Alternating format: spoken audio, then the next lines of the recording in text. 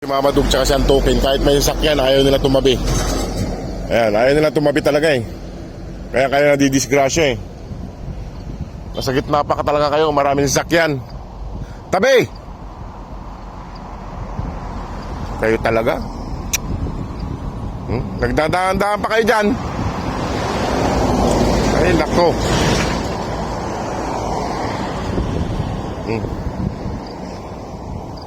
Hindi ko mabuhat mga boss yung isa. Ayan, Mama Dog, punta mo rito yung anak mo, ayun o. Ayun yung anak mo, ayaw magpabuhat. Yan pa talaga kayo. Kaya kayo nasasagasaan eh. Ito talaga si Pabibit tsaka si Antukin eh. Ayun o, yung isa.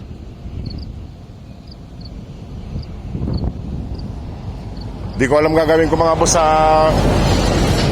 may injury kay lumayo siya. Ayan o, tumawid siya ng kalsada naman. Ayan o, ayaw niya magpabuhat, nangangagat siya. Baka mangagat pa tayo. Ayan, maglulublob siya, may tubig dyan eh. Andun yung isang anak mo, puntaan mo. Wala talaga ito si Mama Dug, walang kwan sa anak. Ay mga boss, hindi ko siya mabuhat. Kaya nangangagat siya. Kawawa naman siya. Ayan siya oh. May iniinda siyang sakit. Hindi ko alam kung anong gagawin ko. Kaya malayo na naman dun sa competition, dun sa kwan nila. Kinakainan nila, napalayo na naman siya. Ito si Mama Dug, walang pakialam. Mama Dug, yo. Wala talaga ito si Mama Dug. Diyan pa naghiga. Ay, pasaway ito. Ha? Doon. Talaga kayong dalawa. Hindi ko alam kung anong gagawin ko sa kanya. Kay nangangagat po siya. Hindi ko alam kung anong gagawin ko. Bubuhatin. Hindi ayaw magpabuhat. Kawawa naman talaga. Ba't kasi nagdala pa siya? Ayan na yung... Ito naman dalawang to. Kahit may sasakyan, diyan pa kayo talaga.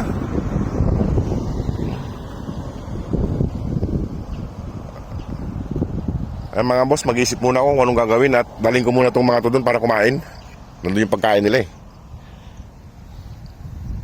Ay mga boss, sana maglakad siya. Kaya hindi natin kayang buhatin kay nangangagat.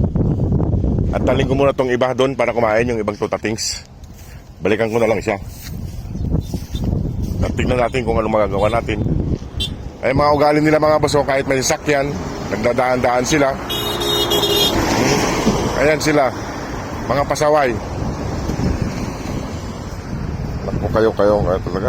Ito yung isa, nagugutom na. Tara na, kain na kayo. Dali na.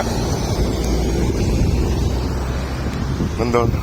Isip muna tayo mga boss kung anong gagawin natin sa isa. Kaya ayaw magpabuhat. Malayo kasi oh. Napalayo na naman siya. Kahit may injury siya, umalis siya. Tara na. Nandun si Mama Dug nagpaiwan dun sa may ikwan. Sa may anak niyang may injury. Punta kami doon. Ano? Si Mama Dug nagpaiwan doon. Kaya bantayin niya yung anak niya. Kaya ayaw naman magpabuhat. Hindi ko alam kung anong gagawin ko.